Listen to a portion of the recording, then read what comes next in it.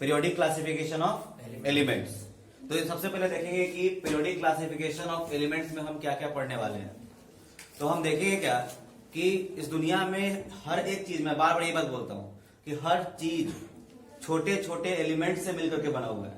और हमारे यूनिवर्स में या हमारे अर्थ क्रस्ट पे अभी तक साइंटिस्ट लोगों ने कितने एलिमेंट्स खोज लिए? 118। कितने एलिमेंट प्रेजेंट है? 118। यानी हम जो कुछ भी अपने चारों ओर देख रहे हैं वो सारा का सारा मैटर इन्हीं एलिमेंट सबसे मिल करके बना हुआ है। ठीक है। अब बात यहां है कि जब एलिमेंट का खोज हो रहा था, जब आपके पास जब 30 से अधिक एलिमेंट खोज हो चुके थे, तब साइंटिस्ट लोगों को इन एलिमेंट्स को क्लासिफाई करने में, ग्रुपिंग करने में बहुत दिक्कत आ रही थी। इन एलिमेंट्स के बारे में स्टडी करने में साइंटिस्ट लोगों को क्या रहा था? दिक्कत आ रहा था। अगर आप जरा इमेजिन करो एक ऐसा केस, एक किराना का दुकान है, मैंने बताया था आप लोगों को कि एक किराना का दुकान है जिसमें सारी चीजें आपको मिक्स्ड है। चावल आटा में मिला हुआ है, दाल में मिला हुआ है, टूथपेस्ट मिला हुआ है साबुन के साथ, है ना, सब आपस में पजल्ड है। अगर आपके दुकान में कस्टमर आए, बोले कि भैया हमको 10 किलो दाल तोल के दीजिए, आपको देने में आसानी होगी, डिफिकल्ट होगी? क्या हो जाएगा? डिफिकल्ट। क्यों? क्योंकि ना आपने सारी चीजों को एक अलग ढंग से क्लासिफाई करके नहीं रखा हुआ है। तो आपसे जब आपके शॉप पे जब कोई भी कस्टमर आएगा तो आप चीजों को नहीं दे पाओगे एकदम इमीडिएट वे में, तुरंत, क्योंकि आपको ढूंढने में क्या हो जाएगा? दिक्कत। अगर मान लो सब कुछ पजल्ड है, सब कुछ, ठीक है, टूथपेस्ट वाला आप मिलाए हुए हो साबुन के साथ, सब मान लो दुकान पूरा उजराया हुआ है एकदम अजीब अपने भाषा में। कोई भी आए कस्टमर बोले भैया आपको कोलगेट का टूथपेस्ट दीजिए, अब आप खोजे उसमें कहाँ है कोलगेट टूथपेस्ट। दिक्कत होगा कि नहीं होगा?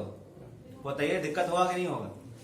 तो हमें करना क्या था? चीजें आसानी से हमें मिल जाए उसलिए क्या करना था?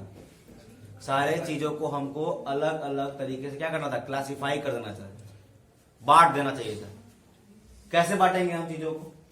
जिनका प्रॉपर्टी एक जैसा होगा उनको कहां रखेंगे? एक जगह। जैसे जो टूथपेस्ट है उन सबको एगो खंड होता है हमारे पास, उस खंड में डाल देंगे टूथपेस्ट सबको, चाहे वो दुनिया में कोई भी कंपनी का हो। साबुन है तो उसमें भी होता है बाथिंग सोप होता है, और एक होता है आपका जो बर्तन वर्तन धोने वाला सोप होता है, वो होता है। तो बाथिंग सोप को क्या करेंगे? एक अलग जगह रख देंगे। फिर जो आपको कपड़ा धोने वाला जो वो है उसको अलग रख देंगे। फिर जो बर्तन मांजने वाला है उसको अलग रख देंगे। तो यहाँ जो क्लासिफाई कर रहे हैं चीजों को, किसके बेसिस पे कर रहे हैं? उनके प्रॉपर्टीज के बेसिस पे कर रहे हैं, ताकि हमको चीजों को ढूंढने में आसानी हो जाए और हमको कोई दिक्कत ना हो। सेम फंडा एलिमेंट के साथ था। एलिमेंट तो खोज होते जा रहे थे, लेकिन एलिमेंट्स को क्लासिफाई करने में, बांटने में साइंटिस्ट लोगों को क्या आ रही थी? दिक्कत आ रही थी। उनके बारे में स्टडी करने में दिक्कत हो रहा था। उनके प्रॉपर्टीज को याद रखने में क्या हो रहा था? दिक्कत हो रहा था। तो साइंटिस्ट लोगों ने क्या सोचा कि एलिमेंट्स को उनके प्रॉपर्टीज के आधार पे क्या कर दिया जाए? ग्रुपिंग कर दिया जाए। क्या कर दिया जाए? Just like in A school, आप देखना जब असेंबली होती है तो सारे, या मान लो टिफिन होता है, सब बच्चा आपस में उजरा जाता है। वो कोई उनने कूद रहा है, कोई उनने कूद रहा है, उससे बोलेंगे बताओ इसमें 10th क्लास का बच्चा कौन है? अननोन आदमी को कोई खोज पाएगा? सोच के देखो, छुट्टी का टाइम है, एकदम घंटी बज गया, सारा बच्चा ग्राउंड में एकदम इन्ने उन्ने घूम रहा है, सब वो उसको करिया रहा है, वो उसको करिया रहा है, ठीक है, सब एक के साइज का लग रहा है, सब एक के साइज का है। और उसी में कोई अननोन आदमी आएगा, बोलेंगे जाओ उसमें से 8वां क्लास का बच्चा का चुन के लेके आओ, तो क्या चुन लेगा बच्चा के? सोचिए।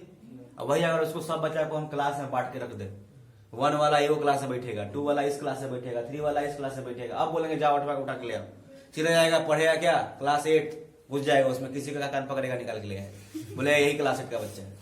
दिक्कत हुआ तो खोजने में? कहे दिक्कत नहीं हुआ? हमने स्टूडेंट्स को क्या कर दिया? क्लासिफाई कर दिया उनके क्लासेस के आधार पर।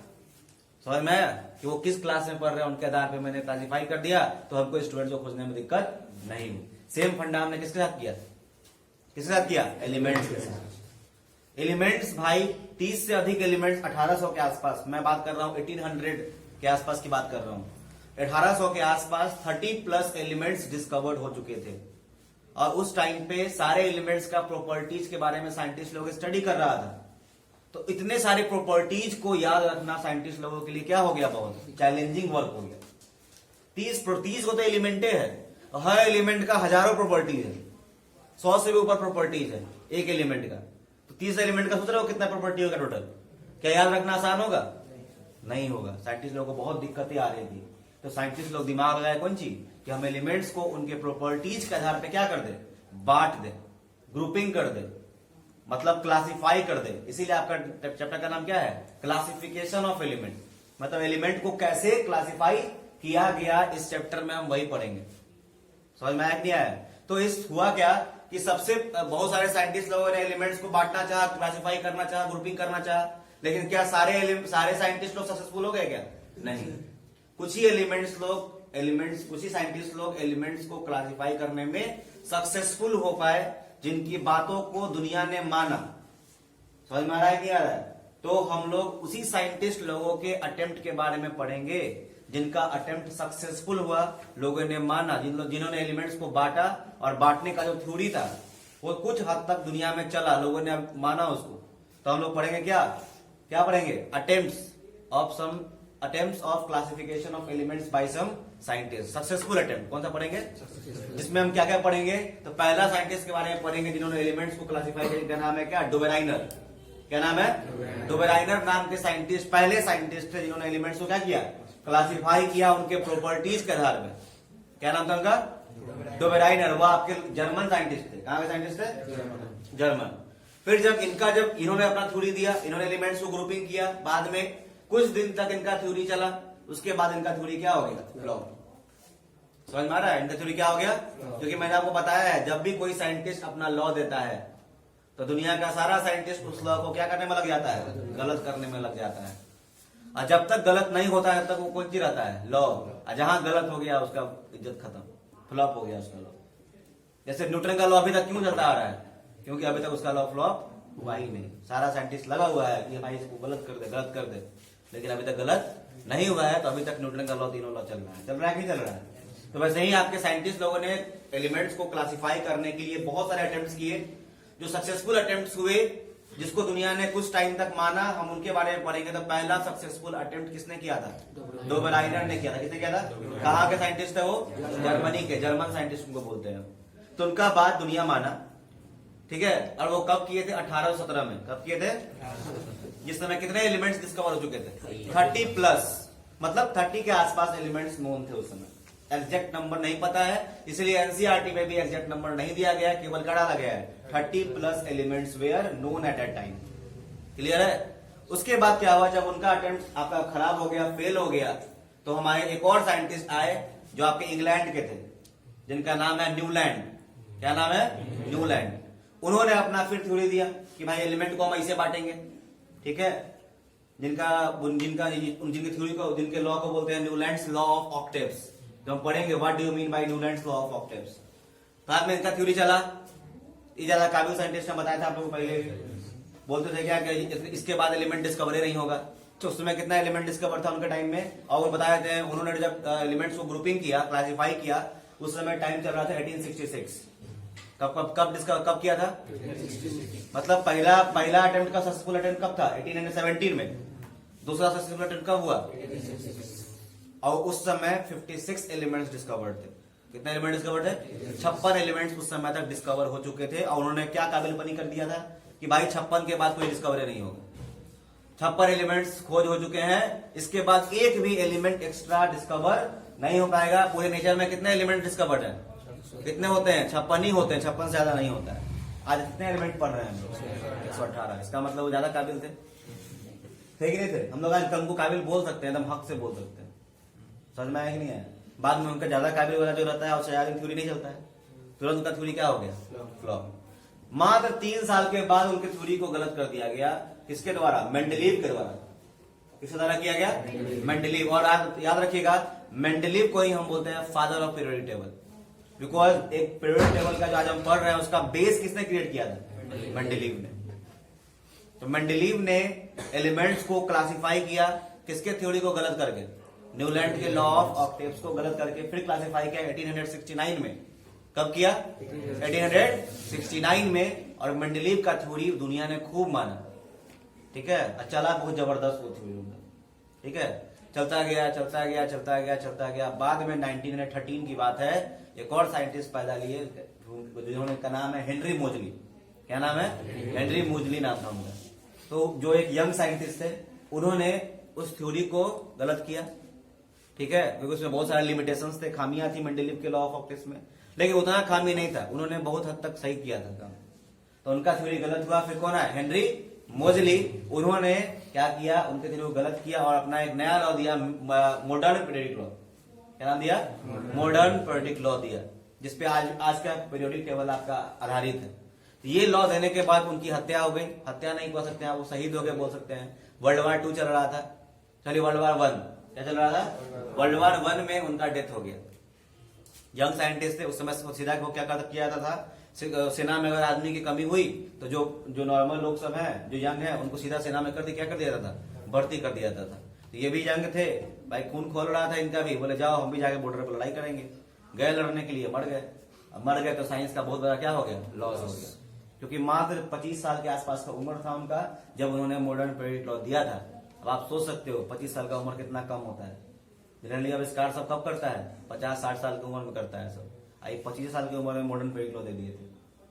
समझ में आ रहा है नहीं आ रहा है? तो इनकी जब मौत हो गई तो साइंस को बहुत नुकसान हुआ। उसी समय तुरंत बाद एक सब वर्ल्ड विश्व में एक संगठन बना और ये बोला गया कि आज के बाद कोई भी साइंटिस्ट लोग किसी भी लड़ाई उड़ाई में पार्टिसिपेट नहीं करेगा।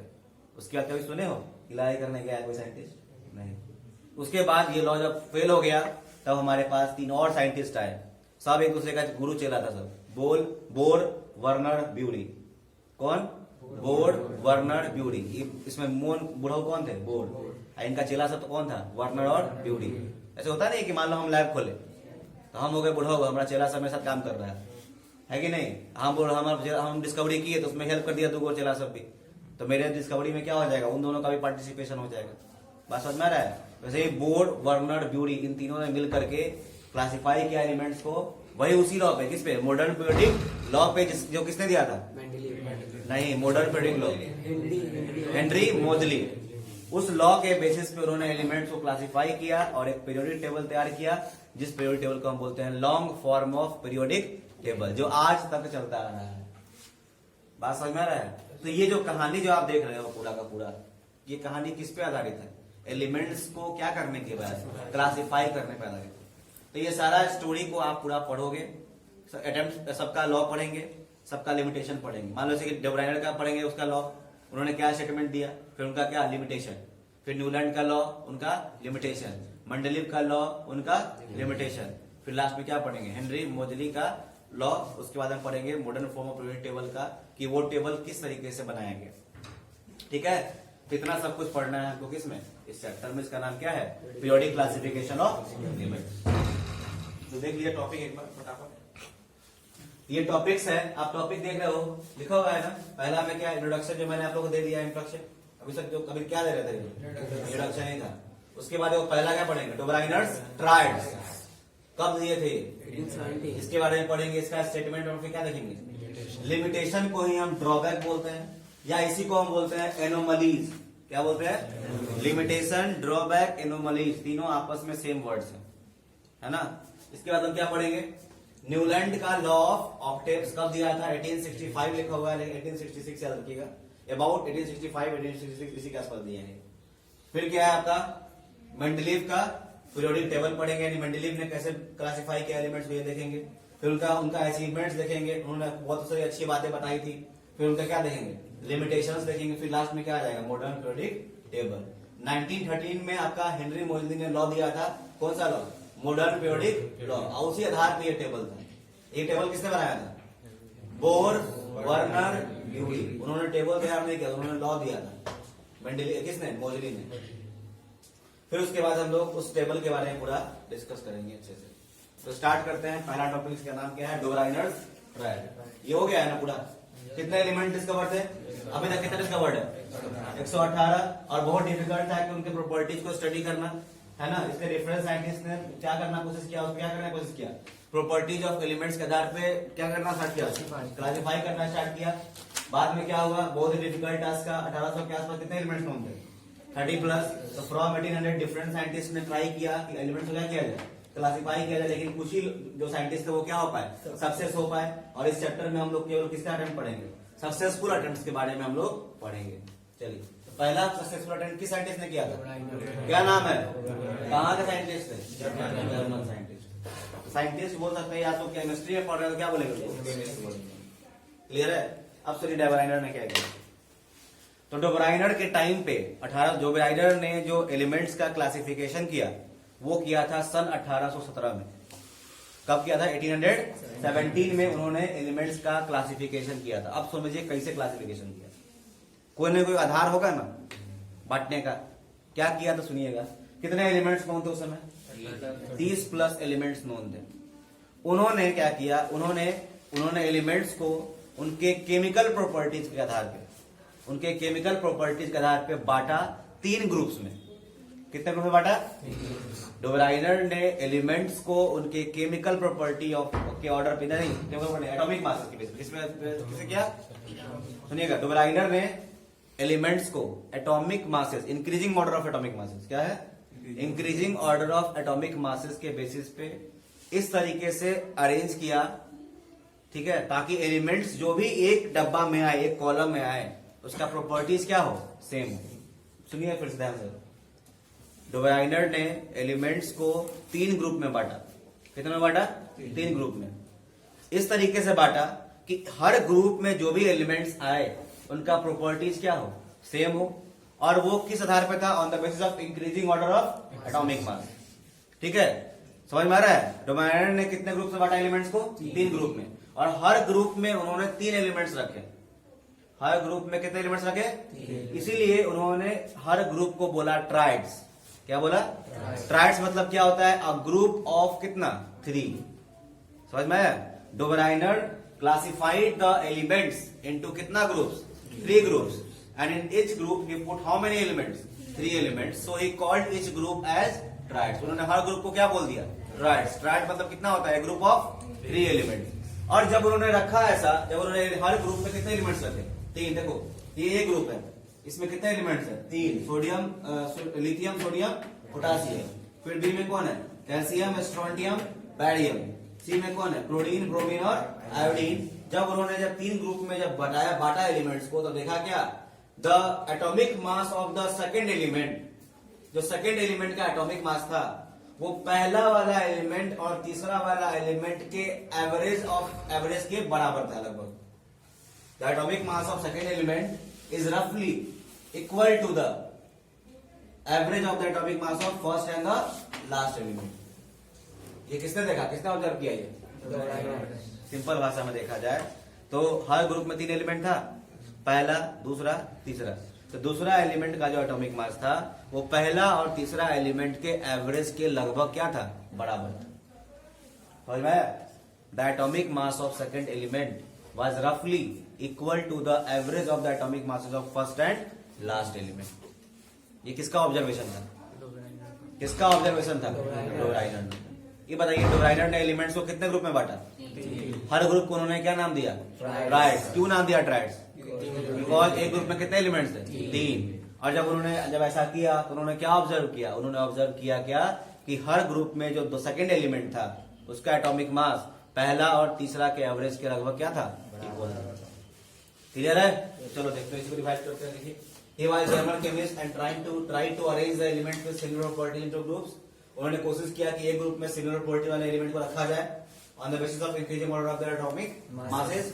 तो देखा क्या? कब एलिमेंट को क्लासिफाई किया? 1817 में। और देखो, he arranged the elements and classified it into कितना groups? 3 groups. And in each group he put कितना elements? 3 elements. So he called these groups as triads। उन्होंने ग्रुप को क्या बोला? ट्राइड्स। ठीक है। और देखो एवरेज देखो दिखाया जाता है। सोडियम का एटॉमिक मास कितना है? 23। देखो पहला और दूसरा तीसरा का एवरेज ले लीजिए, तो 7 + 39 डिवाइड बाई 2 कितना है? देखो यहाँ पे कितना है सर? कितना? 23 है। और 23 किसका एटॉमिक मास है? सेकंड वाले का है। यानी पहला और तीसरा का हम एवरेज लिए तो किसके एटॉमिक मास बराबर आ गया? आ गया कि नहीं आ गया? तो यही स्टेटमेंट दिया था किसने? डोबराइनर ने। कि हम atomic mass of second element was रफली equal to the atomic masses of average of atomic masses of first and the last element या थर्ड एलिमेंट। देखो लिखा हुआ observation. When Dobereiner put 3 elements in each triads in the increasing order of atomic masses, he found that उन्होंने देखा कि the atomic masses of the second element in each triads was roughly equal to the arithmetic mean या average of the atomic masses of first and the last element। ये किसका statement है? तो डोबराइनर ने क्या बोला, he states that when elements when the क्या लिखा हुआ है, when he arranged the when he classified the elements into कितना group, 3 groups, and he put कितना elements in each group, 3 group, and called each groups as triads. He observed that the atomic mass of the second element was roughly equal to the average of atomic masses of first and last. Clear है? कोई दिक्कत? अरे कोई दिक्कत है? नहीं। हाँ आ जाइए। समझ में आया कि नहीं आया बात? तो हमको सिंपल बताइए, एक ही बात पूछेंगे, क्वेश्चन आ सकता है, डोबराइनर ने एलिमेंट्स को, डोबराइनर ने जब क्लासिफिकेशन ऑफ एलिमेंट्स किया तो हर ग्रुप को उन्होंने ट्राइड्स क्यों बोला? Why he called his groups as triads? Because in each group he put how many elements? 3 elements. So he called the groups as triads. What did he observe? उन्होंने क्या observe किया? He observed that the atomic mass of the second element was, या middle element, second element को हम क्या बोल सकते हैं? Middle element. The atomic mass of the middle element या second element was roughly equal to the average of atomic masses of first and the last element. Clear है?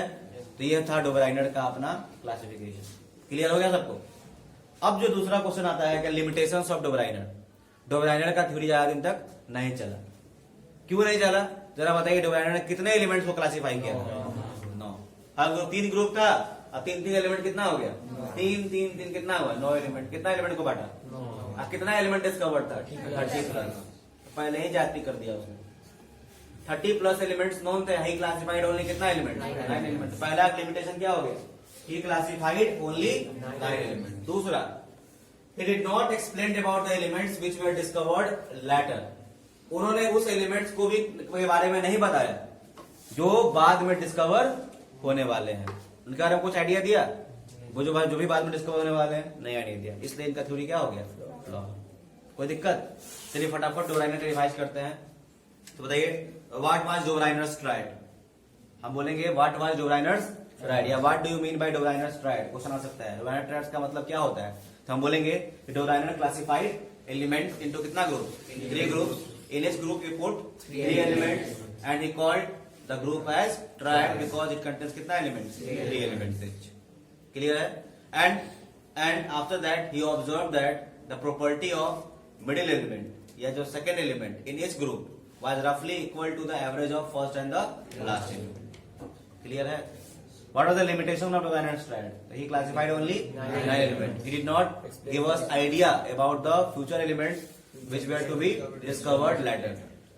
Clear है? चलिए, अब हम लोग का थ्योरी फ्लॉप हो गया। अगला जो हमारा वो क्या है, अब दूसरा साइंटिस्ट आएंगे। कौन आएंगे? न्यूलैंड। कौन आएंगे?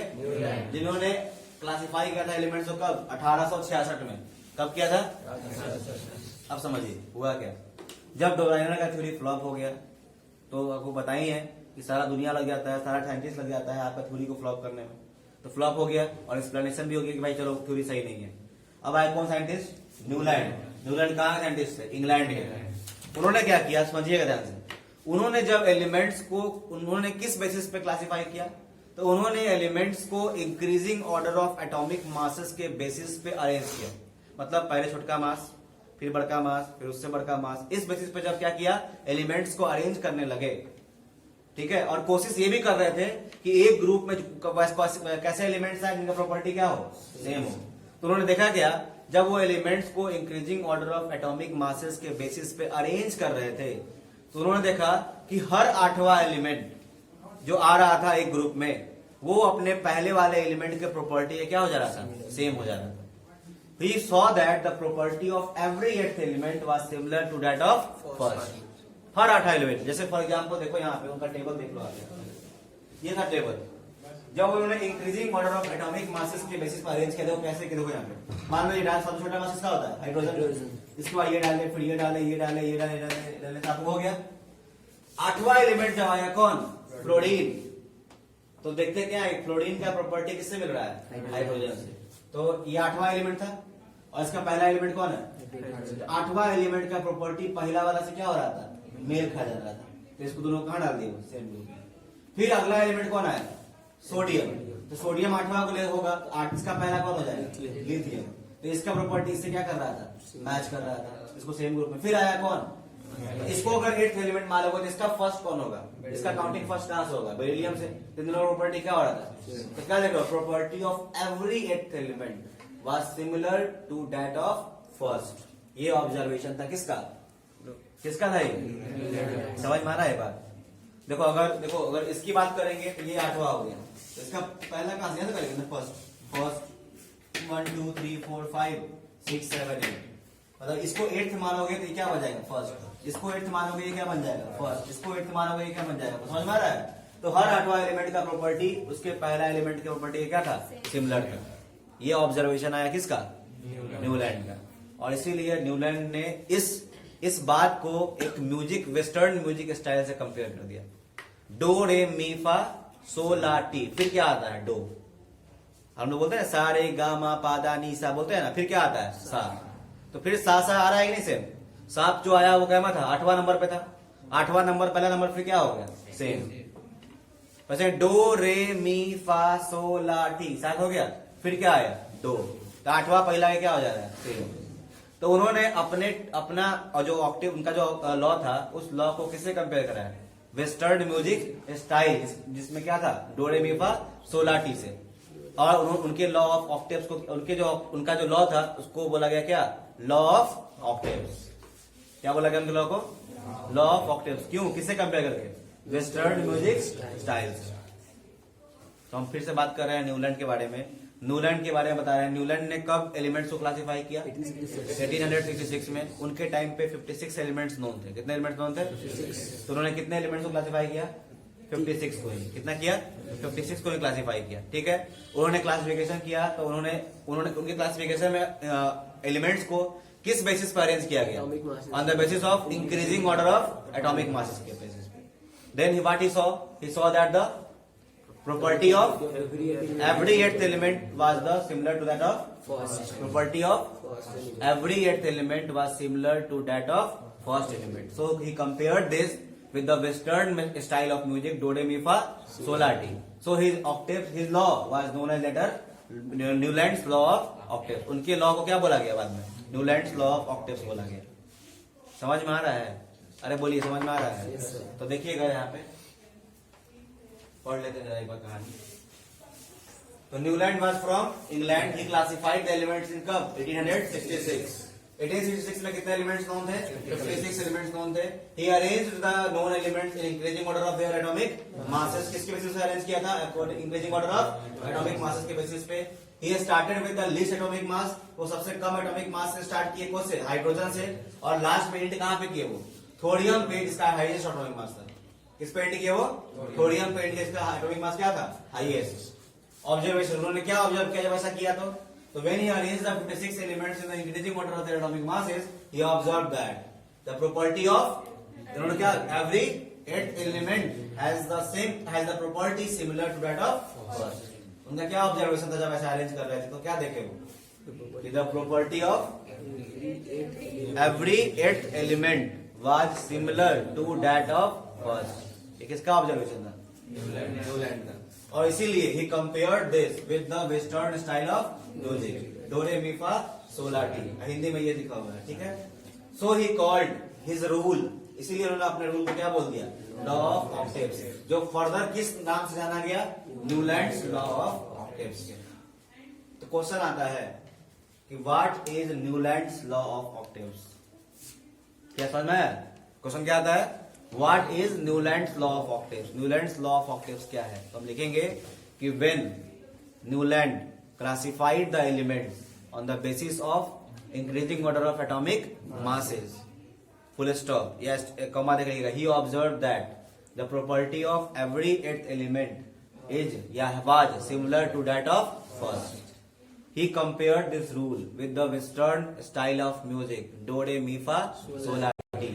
So this rule was called law of octaves and later known as Newland's law of octaves. Clear है, या सीधा लिखना चाहते हो कि कुछ डायरेक्ट लिखना चाहते हो कि अगर पूछता है कि what do you mean by Newlands law of octaves, लिखेंगे क्या, according to Newlands law of octaves the property of every 8th element is similar to that of first, was simulated of first, बस हो गया, इससे भी काम चल जाएगा। समझ में आ रहा है? The property of every eighth element was similar to that of first. Clear आया कि नहीं है? अरे बोली समझ में आया कि नहीं है? कोई दिक्कत नहीं। इसमें ये भी क्वेश्चन आ सकता है, why Newlands law was why law of octaves, question हो सकते हैं, why Newlands way of classification was known as Newlands law of octaves. उनके क्लासिफिकेशन ऑफ एलिमेंट को हम न्यूलैंड का लॉ ऑफ ऑक्टेव्स क्यों बोलते हैं? तब वही बोलिएगा कि जब वो एलिमेंट्स को increasing order of atomic masses पे अरेंज कर रहे थे तो उन्होंने ऑब्जर्व किया कि हर 8वां एलिमेंट का प्रॉपर्टी पहला एलिमेंट का प्रॉपर्टी क्या था? सिमिलर था। तो उन्होंने इस बात को कंपेयर कराया किससे? Western style of music do re mi फा सोला टी से। सो उनके रूल को क्या बोला गया? लॉ ऑफ ऑक्टेव्स, और बाद में इसको किस नाम जाना गया? Newland law. है क्या? अरे वही ना, 7 सुर, 8वां सुर पहला के बराबर होता है, 7 सुरों से बना है, नहीं सुने हो? इतना गाना सुनते हो, 7 सुर होता है हिंदी म्यूजिक में, नहीं सुनते हो? बचपन से सुनते आ रहे हैं, नर्सरी में सिखाया भी गया, डांस क्लास लगा होगा तो। ठीक है, हम लोग बच्चा 1 क्लास में हम लोग नचवाया जाता था क्लास में, है ना? ता थैया थैया ता देखिए, ता थैया थैया। आज तक हमको स्टेप सब याद है, बच्चा बैठवाया हुआ है। चलिए देखिएगा, ये लॉ ऑफ ऑक्टेव्स, ये लॉ ऑफ ऑक्टेव्स है। तो ये किनका टेबल है? ये न्यूलैंड का लॉ ऑफ ऑक्टेव्स का टेबल है। आप देख लो, लिखा हुआ है यहाँ पे, डो रे मी फा सो ला टी। ठीक है, इसमें सारा उनके हिसाब से भाई, इसमें जो भी एलिमेंट्स है सबका प्रॉपर्टी क्या होना चाहिए? सेम। इसमें जो भी एलिमेंट्स है प्रॉपर्टी क्या होना चाहिए? सेम, उनके हिसाब से। जो कि कई साइंटिस्ट है? काबिल। ठीक है, तो देखिए जो काबिल है उनका थ्योरी क्या होगा? ये क्या होगा? फ्लॉप हो गया। फ्लॉप हुआ तो वही पढ़ेंगे लिमिटेशन, ये एनोमली क्या था। तो सुनिए काबिल उनको कहा बोला गया, सुन लीजिए। इनका थ्योरी एप्लीकेबल केवल और केवल, इनका जो लॉ ऑफ ऑक्टेव्स था वो एप्लीकेबल केवल और केवल कहां था? कैल्शियम था। इसके बाद इनका लॉ एप्लीकेबल नहीं था। समझ में आ रहा है बात? His rule of octaves was applicable only up to calcium, पहला लिमिटेशन। याद रहेगा, इनका रूल कहां तक एप्लीकेबल था? कैल्शियम तक। दूसरा सबसे बड़ी बात, कोबाल्ट और निकल को वो एक खंड में डाल दिए थे, एक रख दिया था। Cobalt and nickel were placed in a single block, और ध्यान देना इसको रख दिए हैं, इसका थर्ड एनोमली। पहला, दूसरा ये हो गया, दूसरा लिमिटेशन क्या हो गया? Cobalt and nickel were placed in a single block, third limitation. The property of, देखो ध्यान से, पहले हिंदी बताए थे, कोबाल्ट और निकल का प्रॉपर्टी मिलता है आयरन से। और देखो आयरन कहाँ है, कोबाल्ट निकल कहाँ है? अलग अलग है कि नहीं? वो कहा, वो दूसरा कंट्री में, दूसरा कंट्री में, जबकि रहना चाहिए था कहाँ पे? एक ग्रुप में होना चाहिए। तो देखेंगे, the property of cobalt and nickel is similar to that of iron, but both were placed in a different groups, both were placed in a different group. और फिर एक और एनोमली और देख लीजिए, कोबाल्ट और निकल जो है ये किस ग्रुप में रखा गया है? हेलोजेंस ग्रुप रखा गया है। किसमें रखा गया है? यानी इसका प्रॉपर्टी, इसका प्रॉपर्टी आकार का अंतर है, इसको इसमें डाले हुए हैं वहां से। समझ में आया कि नहीं है? कोबाल्ट एंड निकल जो है किसमें रखा हुआ है? हेलोजेंस वाले ग्रुप में रखा हुआ है। एक ये भी हो गया एनोमली, कोई दिक्कत? और सबसे बड़ा जो कांड कर दिए थे क्या हो कि बोले थे क्या? 56 एलिमेंट के बाद कोई फ्यूचर में डिस्कवर और एलिमेंट डिस्कवर नहीं होगा। He strictly told that no other elements will be discovered in the future apart from these 56 elements। 56 element को छोड़ करके फ्यूचर में कोई एलिमेंट डिस्कवर नहीं होगा। ये सबसे बड़ा लिमिटेशन था उनका, जो आज तक बच्चा जो पैदा होगा वो भी समझ जाएगा कि भाई गलत है।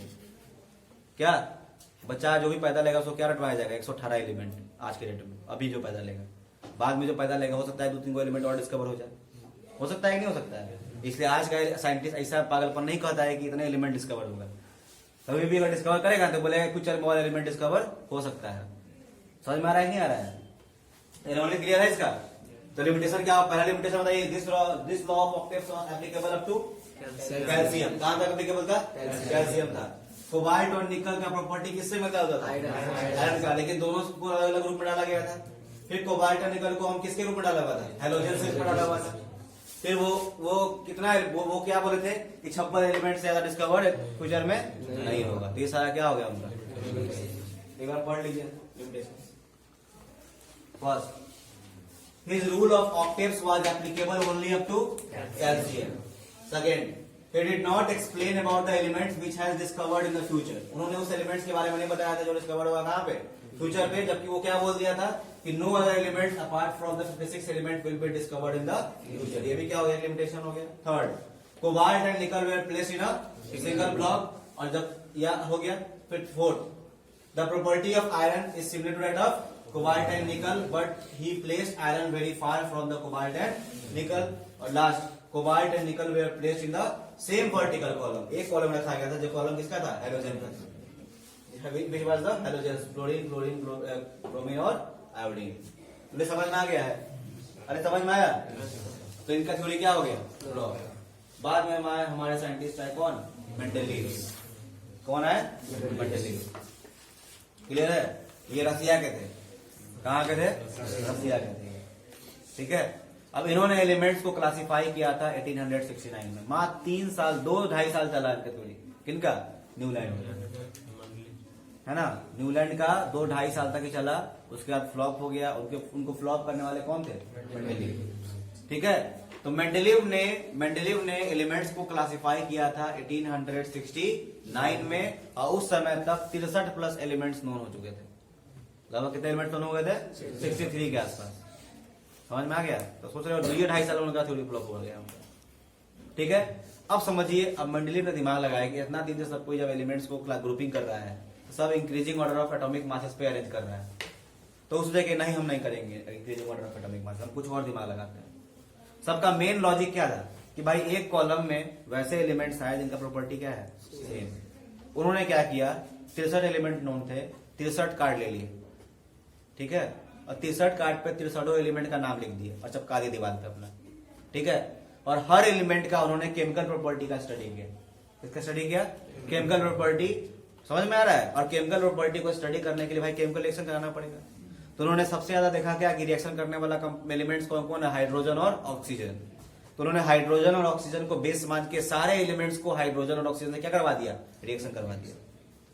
जब उन्होंने सारे हाइड्रोजन और सारे एलिमेंट्स को हाइड्रोजन और ऑक्सीजन से रिएक्शन कराया तो कंपाउंड्स बनाया. सारा एलिमेंट्स कंपाउंड बनाया नहीं बनाएगा, तो हर कंपाउंड का अपना अपना फॉर्मूला होगा. तो फॉर्मूला जब बनाया तो देखा क्या कि बहुत सारे एलिमेंट्स का फॉर्मूला कैसा आ रहा था, जिसका हाइड्राइड बन रहा था. देखो, जब भी आप किसी एलिमेंट का हाइड्रोजन से बनाओगे, रिएक्शन कराओगे, क्या बनेगा, हाइड्राइड. क्या बनेगा, ऑक्सीजन से कराओगे क्या बन जाएगा, ऑक्साइड. तो हर एलिमेंट्स का हाइड्राइड बना, हर एलिमेंट्स का क्या बना, ऑक्साइड. और जिसका इसका हाइड्राइड बना, ऑक्साइड बना, सब एलिमेंट का सबको लिखे जा रहे थे कार्ड में. जैसे मान लो कि लिथियम का रिएक्शन कराया, तो लिथियम का हाइड्राइड बना और लिथियम का क्या बना, ऑक्साइड. उसको लिख दिया कागज पे.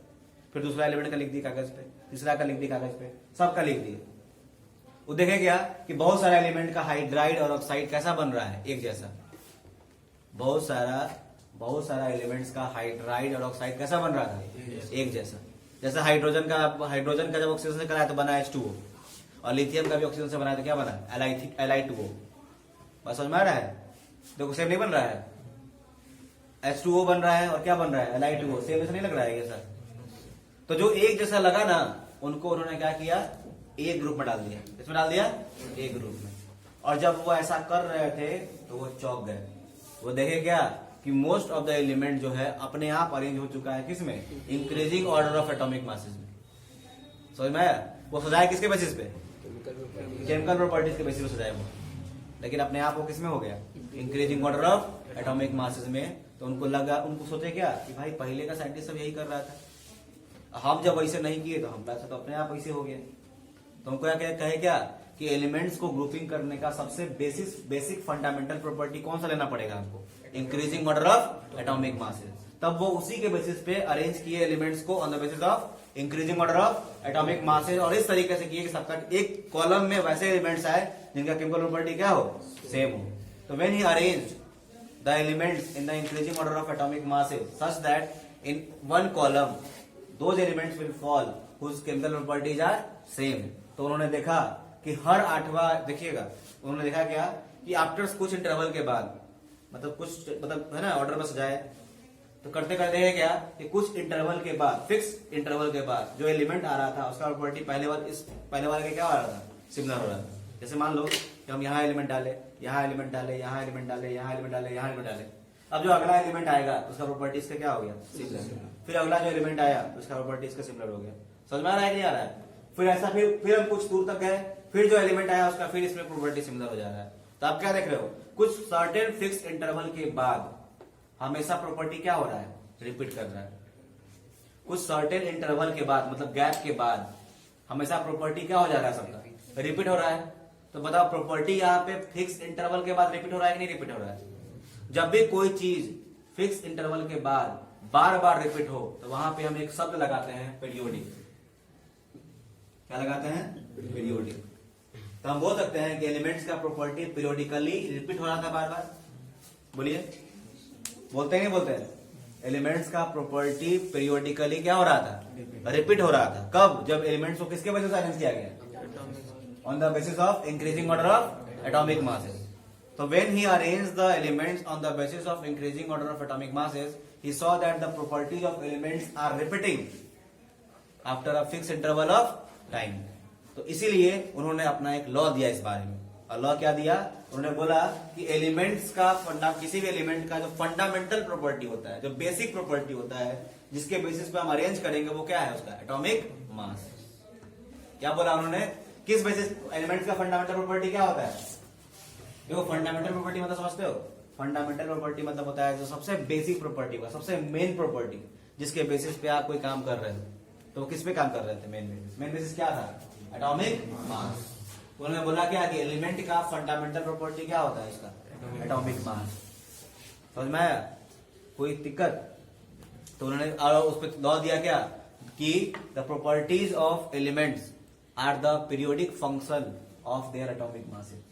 उन्होंने अपना लॉ क्या दिया, समझ में आ रहा है। उन्होंने इस ऑब्जर्वेशन पे अपना एक लॉ दिया, ये लॉ पूछता है एग्जाम में, ठीक है। उस लॉ को हम बोलते हैं मेंडलीव्स पीरियोडिक लॉ। क्या बोलते हैं, मेंडलीव्स पीरियोडिक लॉ। और मेंडलीव्स का पीरियोडिक लॉ क्या था, तो बता, आप ही लोग बताओ हमको, एलिमेंट का फंडामेंटल प्रॉपर्टी क्या बोलते थे, क्या। और जब उस पर अरेंज किए तो बार बार एलिमेंट्स का प्रॉपर्टी क्या हो रहा था, रिपीट हो रहा था। एक सर्टेन टाइम के बाद, इंटरवल के बाद हो रहा था, नहीं होता, मतलब पीरियोडिकली एलिमेंट प्रॉपर्टी क्या हो रहा है, रिपीट हो रहा है। जब किसके बेसिस पे आप एलिमेंट को अरेंज कर रहे हो, तो इसी को उन्होंने लॉ बोल दिया कि प्रॉपर्टीज ऑफ एलिमेंट, सुनिएगा ध्यान से, the properties of elements are the periodic function of their atomic masses. फिर से बोलना क्या है, the property of element are the periodic function of the atomic masses. का मतलब क्या हुआ कि जब हम एलिमेंट्स को एटॉमिक मासेस के बेसिस पर अरेंज करेंगे तो उसका प्रॉपर्टी पीरियोडिकली क्या होगा, रिपीट होगा।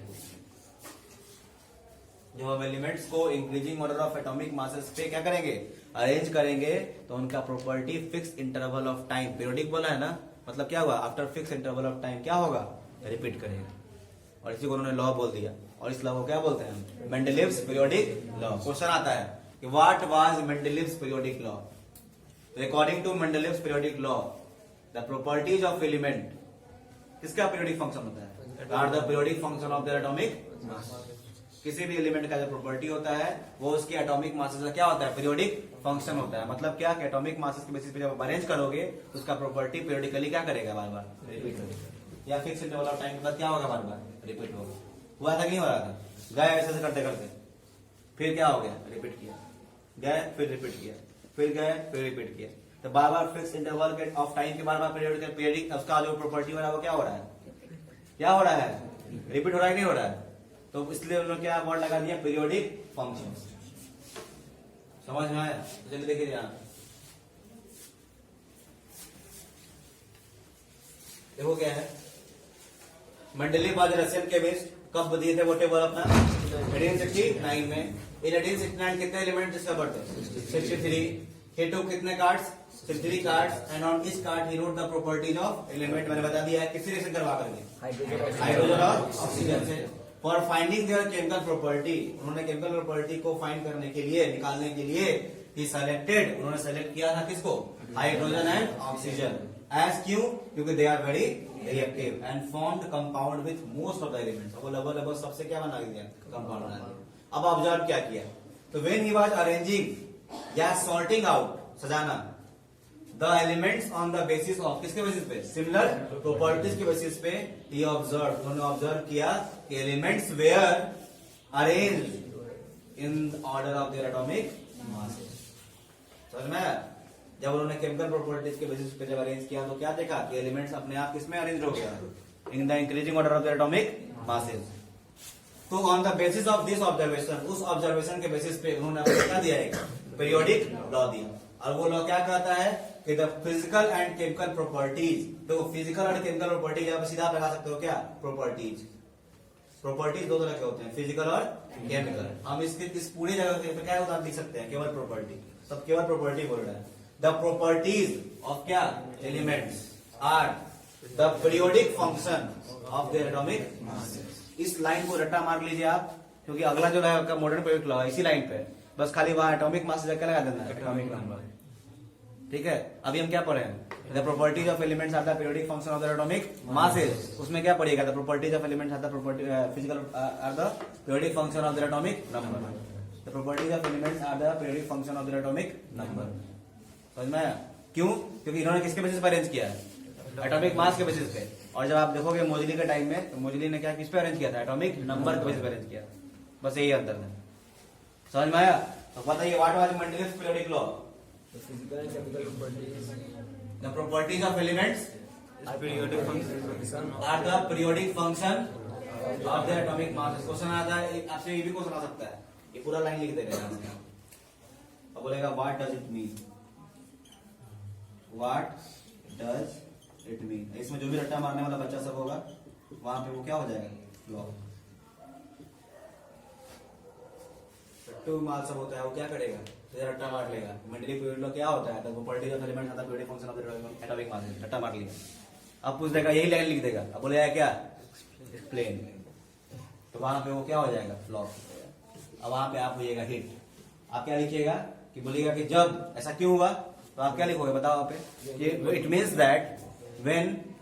That when Mendeleev arrange the elements on the basis of increasing order of atomic masses, then their properties gets repeated after the fixed intervals of time। after periodic वही ना हो गया fix interval. Fix interval का word repeat हो रहा है, उसको ना पीरियोडिक बोल देते हैं वर्ड। समझ में आया कि नहीं है, क्लियर है? समझ में आया? सीधा ऐसे हो सकता हो कि when elements are arranged on the basis of increasing order of atomic masses, their properties gets repeated after fixed intervals of time, या regular fix interval of time. इसका मतलब यही होगा। समझ में आया कि नहीं है? इस लाइन में आपको 2 नंबर मिल जाएगा आपको आराम से, क्लियर है? अब देखिए, इस लॉ के बेसिस पे मेंडलीव ने क्या बनाया है, टेबल। क्या बनाया, टेबल, जिस टेबल को हम बोलते हैं क्या, मेंडलीव्स पीरियोडिक टेबल। अब वो टेबल क्या है, जरा देखते हैं टेबल के बारे में फटाफट। तो देखिएगा, अब हम लोग मेंडलीव का पीरियोडिक टेबल देखने जा रहे हैं, जो मेंडलीव ने बनाया है। ये टेबल है, देखिए ये टेबल है। इस टेबल के में ज्यादा क्वेश्चन नहीं आता है, बस बेसिक बातें मैं बताऊंगा, ज्यादा क्वेश्चन मत पूछिएगा इससे, ज्यादा इससे नहीं आता क्वेश्चन आपका। उन्होंने जो टेबल बनाया है इसमें आपका, इसमें देखो वर्टिकल कॉलम्स थे और क्या थे आपके, हॉरिजॉन्टल क्या थे, रोज थे। उन्होंने वर्टिकल कॉलम को, मेंडलीव ने वर्टिकल कॉलम को बोला ग्रुप, क्या बोला, ग्रुप, और हॉरिजॉन्टल रोज को उन्होंने बोला पीरियड। क्या बोला, पीरियड। तो बताओ कितने ग्रुप्स हो गए इसमें, 8। कितने कॉलम से, 8 कॉलम, यानी कितने ग्रुप हो गए, 8। मेंडलीव के पीरियोडिक टेबल में कितने कॉलम्स थे, 8। कितने ग्रुप्स थे, 8। और देखो कितने पीरियड्स थे, 6। ठीक है, और आप देखो हर ग्रुप में, देखो ऊपर में दिख रहा होगा कि ऑक्साइड बनाया है, हाइड्राइड बनाया है। देखो इस ग्रुप में जितना भी एलिमेंट्स होगा ना, सबका ऑक्साइड कैसा होगा, देखो R2O लगा हुआ है, यहाँ देखो ऑक्साइड कैसा है इसका, R2O। और हाइड्राइड क्या बन रहा है, RH। तो देखो H का क्या बन जाएगा, R के जगह पे एलिमेंट का नाम डाल दो, तो H2O। समझ में आया? और H का हाइड्राइड कैसे बनेगा, तो HH कितना बन गया, H2। H2 का नाम सुनते नहीं सुनते? फिर है लिथियम का, तो क्या हो जाएगा, Li2O, फिर LiH, फिर सोडियम का ये Na2O। सोडियम ऑक्साइड का फॉर्मूला क्या होता है, Na2O। फिर सोडियम का क्या हो जाएगा, H, तो सोडियम हाइड्राइड NaH। फिर K का क्या हो जाएगा, K2O। फिर क्या हो जाएगा, KH। समझ में आ रहा है? तो इस तरीके से आपका फॉर्मूला बनाने के लिए बोल सकता है। आपको एग्जाम में ऐसे हो सकता है, टेबल दे देगा, ठीक है, और यहां पर लिख देगा B, कि बोलेगा B का हाइड्राइड कैसा बनेगा, तो क्या हो जाएगा, BH। समझ में आ रहा है बात समझ में आ रहा है? अब बोलेगा B का ऑक्साइड कैसा बनेगा, तो B2O। या ऐसा कर देगा, यहां B दे देगा और यहां दे देगा आपको C दे देगा, अब बोलेगा सी का ऑक्साइड कैसा बनेगा, तो C2O5। सी का हाइड्राइड कैसा बनेगा, CH3। CH3 है, CH3 है, RH3 लिखा हुआ है। बोले समझ में आ रहा है ना। टेबल देखना, टेबल का आप इतना समझ लोगे तभी आप बना पाओगे सब कुछ, कोई दिक्कत नहीं। अब देखिएगा ध्यान से, तो बताइए इनके टेबल में कितने वर्टिकल कॉलम्स थे, कितने वर्टिकल कॉलम थे, 8। उन्होंने वर्टिकल कॉलम को क्या नाम दिया, ग्रुप, और हॉरिजॉन्टल रोज को क्या नाम दिया, पीरियड। कितने पीरियड थे, 6। कितने ग्रुप थे, 8। अब सुनिए एक और characteristics of table. Her group आपका 2 सब ग्रुप में बटा हुआ था। इच ग्रुप वार डिवाइडेड इनटू 2 सब ग्रुप। देखो एक ग्रुप में कितने सब ग्रुप है, 2 है इसमें। तो इसमें देखो एक इधर है और एक इधर दिख रहा है आपको। फिर देखो इसमें 3 वाला ग्रुप में आपका इधर भी एलिमेंट्स लिखा हुआ है, इधर भी लिखा हुआ है। तो इच ग्रुप में कितने सब ग्रुप थे, 2 सब ग्रुप। मतलब ग्रुप के अंदर भी अगर कोई ग्रुप होता है तो क्या बोलते हैं, सब ग्रुप। तो एक ग्रुप में कितने सब ग्रुप थे, 2। कहां तक, 1 से लेकर कहां तक, 7। और 8वां वाला जो ग्रुप था उसमें 3 सब ग्रुप थे। उसमें कितने सब ग्रुप थे, 3। कोई दिक्कत। पहला सब ग्रुप में जो भी एलिमेंट्स था उसको हम बोलते हैं रिप्रेजेंटेटिव एलिमेंट। क्या बोलते हैं, रिप्रेजेंटेटिव एलिमेंट। और जो दूसरा सब ग्रुप में एलिमेंट्स था उनको हम बोलते हैं ट्रांजिशन एलिमेंट्स। क्या बोलते हैं, ट्रांजिशन एलिमेंट्स को हम डी ब्लॉक एलिमेंट्स भी बोलते हैं। क्या बोलते हैं, डी ब्लॉक एलिमेंट्स बोलते हैं। और 8 वाला ग्रुप में सारा का सारा आपका ट्रांजिशन एलिमेंट, सारा कौन सा एलिमेंट था, ट्रांजिशन एलिमेंट यानी डी ब्लॉक एलिमेंट। इसके बारे में ज्यादा मजा नहीं, इतना जान लीजिए क्या कि एक ग्रुप में रिप्रेजेंटेटिव एलिमेंट क्या था, रिप्रेजेंटेटिव एलिमेंट, और दूसरे सब ग्रुप में क्या था, ट्रांजिशन एलिमेंट, और 8वां वाला में सब क्या था, ट्रांजिशन। यहाँ है कोई दिक्कत नहीं। और ये टेबल किस बेसिस पर अरेंज था बताइएगा, increasing order of atomic mass.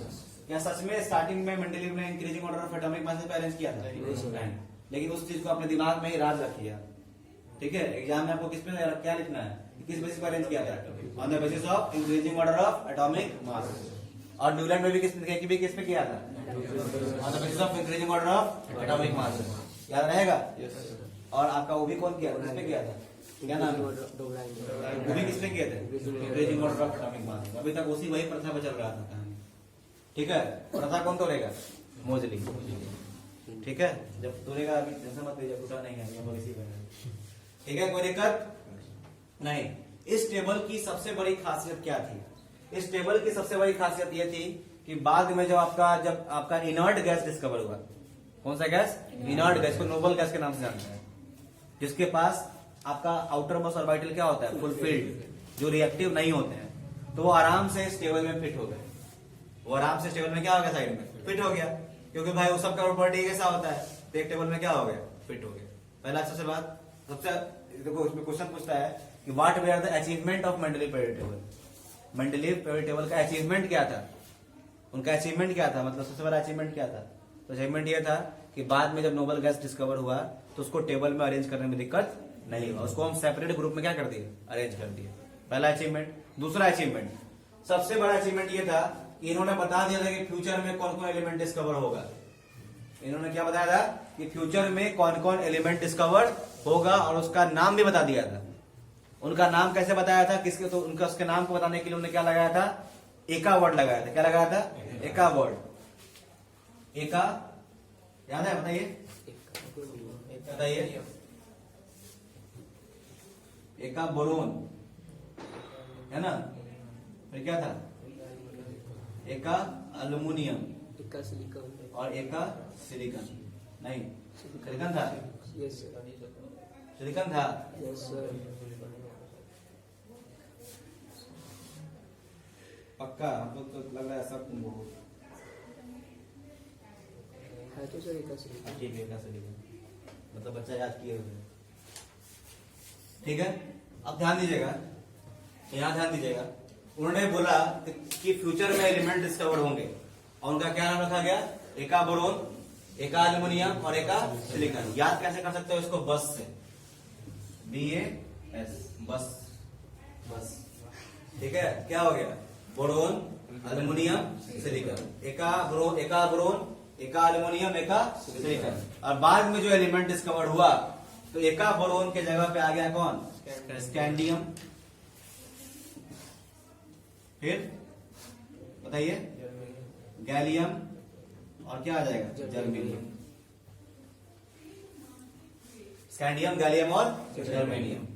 जो किसको, स्कैंडियम किसको रिप्लेस किया, एका बोरोन को। गैलियम किसको रिप्लेस किया, एका अल्मुनियम को। और जर्मेनियम किसको रिप्लेस किया। इसको कैसे याद रख सकते हो आप, बताओ।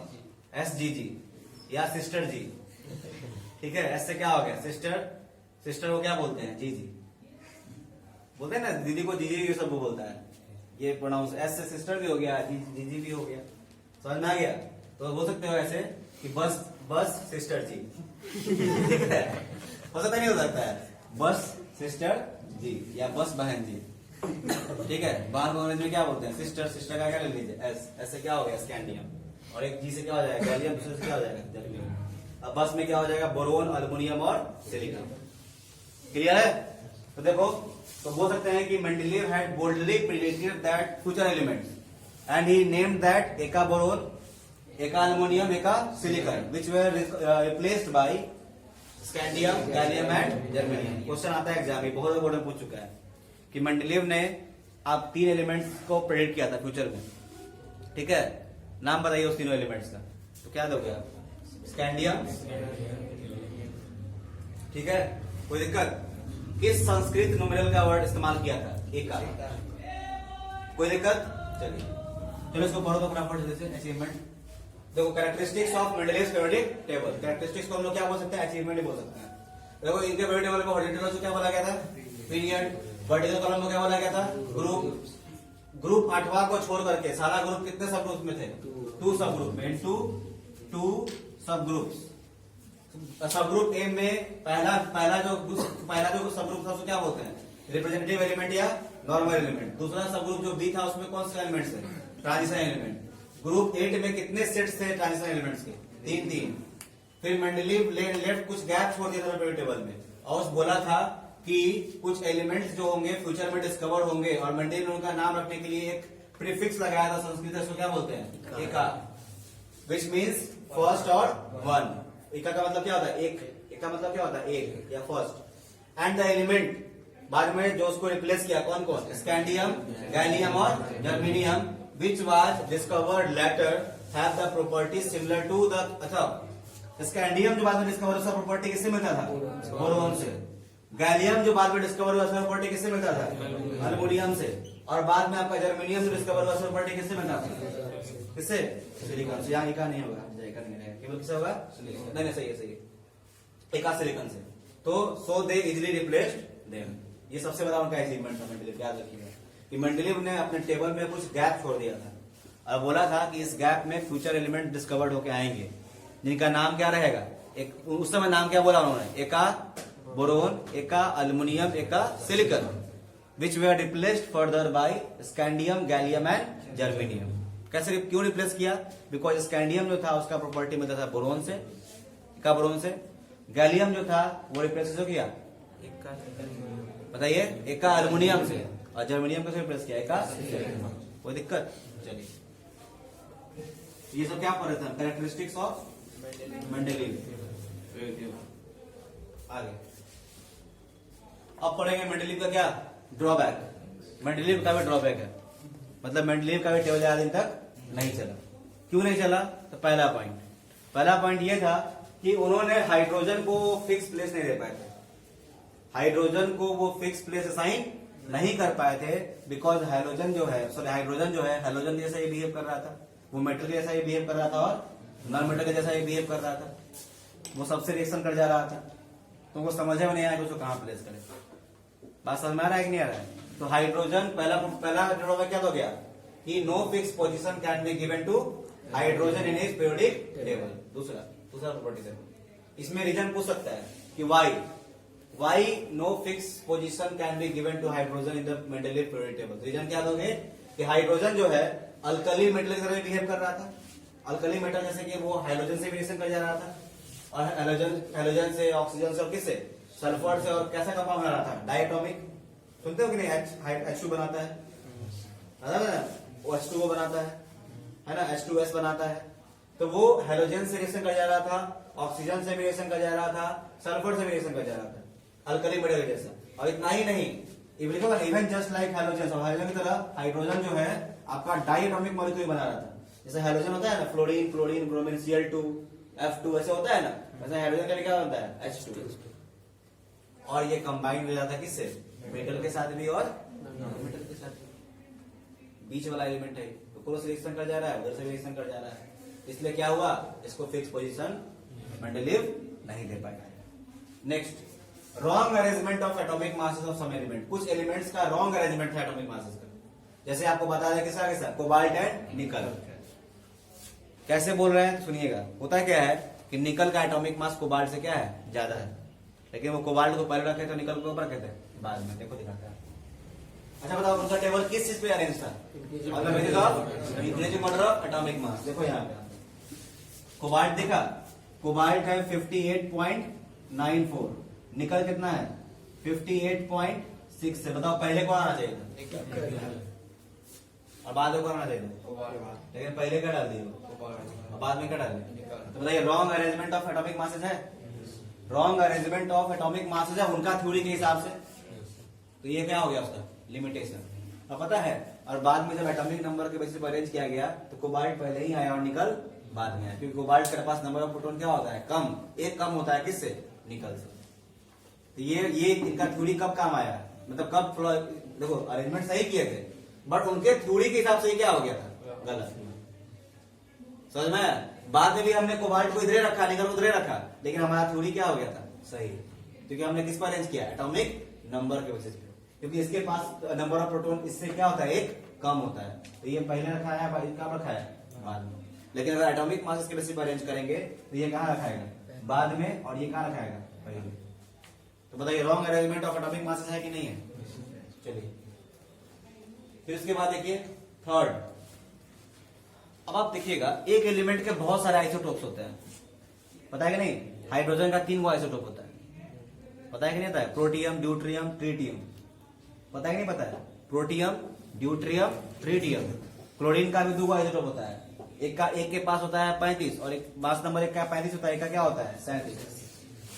अगर हर एलिमेंट का इतना सारा आइसोटोप्स होता है तो भाई एक एलिमेंट का बहुत सारा एटॉमिक मास होगा, क्योंकि मास नंबर होता है ना same atomic number but different mass number.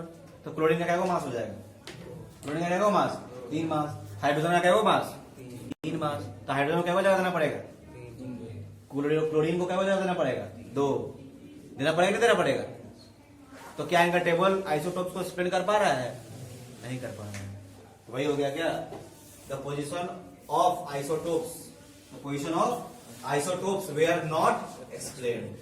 Last बाद में आप देखोगे लैंथेनाइट्स और एक्टिनाइट्स का डिस्कवरी हुआ, और ये टेबल में लैंथेनाइट्स और एक्टिनाइट्स के बारे में कुछ भी बताया गया नहीं है। तो ये भी एक लिमिटेशन होगा।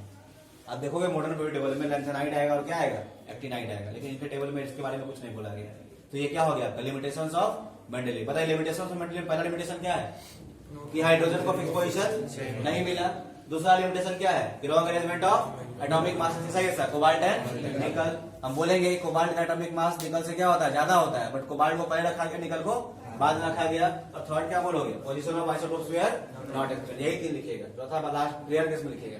आपसे बहुत पूछेगा, 2 को पूछेगा, कितना पूछेगा 2 ड्रॉबैक पूछेगा। बात समझ में आ रहा है ना, कोई भी ड्रॉबैक पूछेगा, कितना ड्रॉबैक पूछेगा 2। क्लियर है। चलिए आज क्लास यही रहने देते हैं, अगला क्लास में पढ़ेंगे क्या मॉडर्न पीरियोडिक लॉ। ऐसे भी टाइम हम लोग के पास बहुत बचा हुआ है।